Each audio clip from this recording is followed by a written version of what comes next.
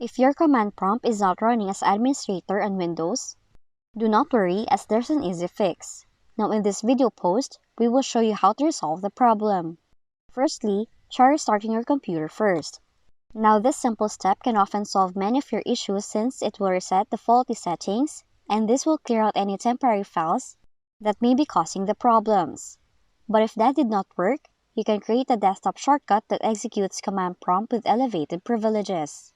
You just have to right-click on your desktop, choose New, click Shortcut, copy and paste the following to the location box, then click Next. Now you have to name the shortcut as Command Prompt Admin, then click Finish to save it.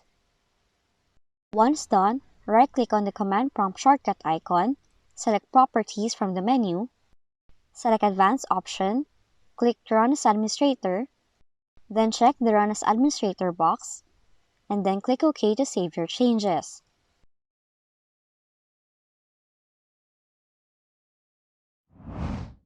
Now if it prevents you from creating a shortcut for a command prompt, you may have to create a new user account.